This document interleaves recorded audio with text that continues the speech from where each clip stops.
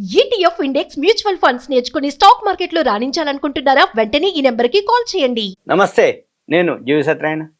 ఇప్పుడు ఈ వీడియోలో అమెరికా కళను ఎలా సాధికారత చేసుకోవాలనే దాని మీద, జాబ్ ఆఫర్లు లేవు అయినా కానీ యుఎస్లోకి వెళ్ళిపోవచ్చు, పని చేయొచ్చు, ఈజీగా అమెరికా వీసా ఎలా వస్తుంది అనే, ఈజీ కాదు, ఆ టర్మ్స్ కండిషన్స్ ఏవైతున్నాయో అవి మీకు నేను ఎక్స్ప్లెయిన్ చేస్తాను. అమెరికా వీసా అయితే అమెరికా అనేది అందరికీ ఒక ఆశ ఉంటుంది. చిన్నప్పటి నుంచి అమెరికా వెళ్ళాలి, చదువుకోవాలి, అక్కడ బాగా సంపాదించాలి, మా అమ్మ నాన్నని బాగా అంటే మంచిగా మన వాళ్ళందరినీ బాగా చూసుకోవాలి, అక్కడికి వెళ్ళి మనం కష్టపడి ఇంటికి పంపించాలి, వీళ్ళని ఒక స్థాయికి అంటే కష్టపడకుండా చూసుకోవాలి అనేది పిల్లలకు ఉంటుంది. బాగా చదివితే చదువుకోవాలని అయితే ఏంది, అందరికీ అమెరికా మీద కళ ఉంటుంది. అయితే చివరికి ఏంటిది, అక్కడ మనం నివాసం ఉండాలి అంటే ఎవరైతే ఇతర దేశాల్లోని ఏవైతే నిపుణులు ఉన్నారో వాళ్ళ కెరియర్కి మనం ఎలా ఏంటిదని చూద్దాం.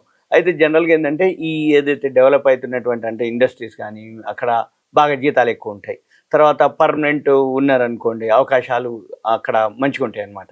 అయితే అక్కడ ఏం చేస్తారు, అక్కడనే పని చేయాలని జనరల్గా చిన్నప్పటి నుంచి అందరు కొద్దిమంది ఎక్కువ శాతం లక్ష్యంగా పెట్టుకుంటారు అనమాట.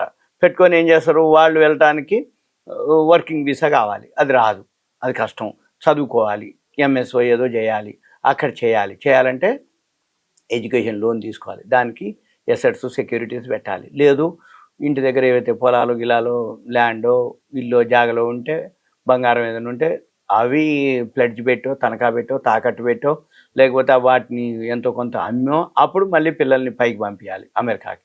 అక్కడ ఓ 2 ఏళ్ళలో ఏమో చదవాలి, ఎంఎస్ అట్లాంటివి చేయాలి, చేసిన తర్వాత అప్పుడు మళ్ళీ వాళ్ళు అక్కడ జాబు చూసుకోవాలి, సెటిల్ అవ్వాలి, అప్పుడు ఇవన్నీ అనమాట. అంటే టైము ఖర్చుతో కూడుకున్నటువంటి వ్యవహారం. అయితే ఇవన్నీ పొందడం కష్టమే.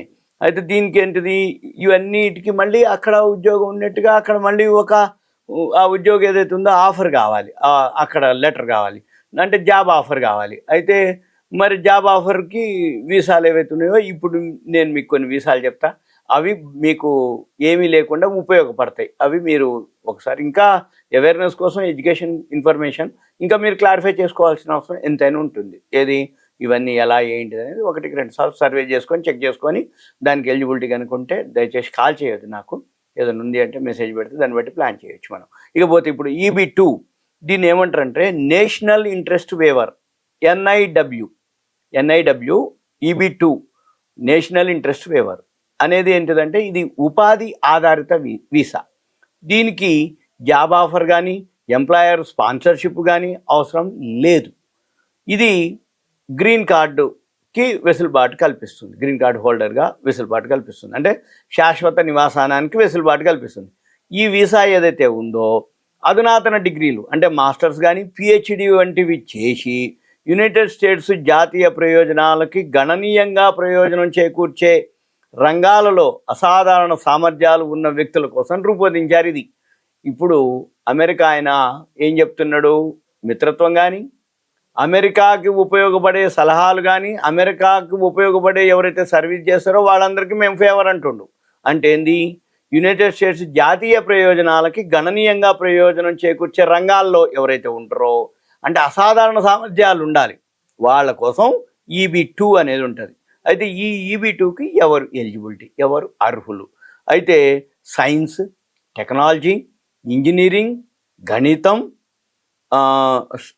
స్టెమ్ నిపుణులు అనమాట. అంటే సైన్స్, టెక్నాలజీ, ఇంజనీరింగ్, గణితం, ఈ స్టెమ్ నిపుణులు, కళలు, వ్యాపారంలో అద్భుతమైన సహకారంతో నిపుణులు, జాతీయ లక్ష్యాలను ముందుకు తీసుకెళ్లేటటువంటి సైంటిస్టులు, పరిశోధకులు, శాస్త్రవేత్తలు, ప్రొఫెసర్లు వీళ్ళు దీనికి ఎలిజిబిలిటీ, ఎవరు EB-2కి.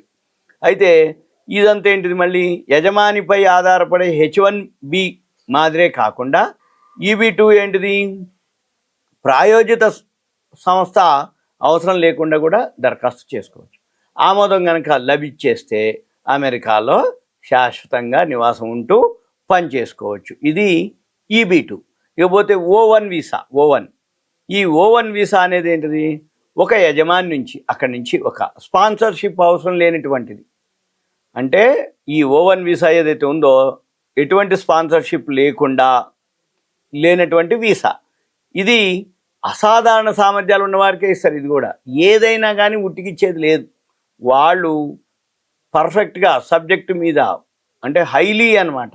అసాధారణం మనం అంతా అసాధారణంగా ఉండాలి, అప్పుడే వాళ్ళకి ఇస్తారు ఇవి. అయితే ఇది ఎవరెవరైతే నిపుణులు ఉంటారో దానికి సంబంధించినటువంటి విభిన్న సంస్థల్లో పనిచేయటానికి, స్వయం ఉపాధి అక్కడ పొందటానికి అనుమతి వస్తుంది. అయితే ఈ ఆయా రంగాల్లో ఎవరైతే అసాధారణ సామర్థ్యం ఉన్నటువంటి వ్యక్తులు కోసం దీన్ని O1 వీసాని సపరేట్గా రూపొందించడం జరిగింది. అయితే ఎవరు ఆ అసాధారణ వ్యక్తులు? Science, arts, education, business, athletics అసాధారణ సామర్థ్యాలు కలిగి ఉండాలి.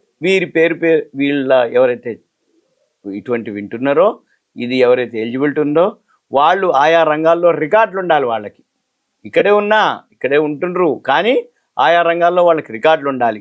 ఆ విజయాలకు ఏదైతే వాళ్ళు ఆ రికార్డులకు ఏవైతే ఉన్నాయో వాళ్ళకి జాతీయ అంతర్జాతీయ గుర్తింపు పొందినటువంటి వ్యక్తులై ఉండాలి.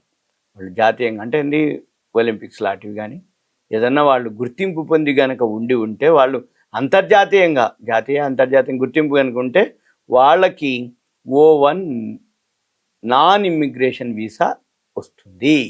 అంటే ఇది ఒకటే అంటే ఒలింపిక్స్ అని కాదు, మిగిలిన ఏవైనా సరే రికార్డ్స్ ఉండాలి.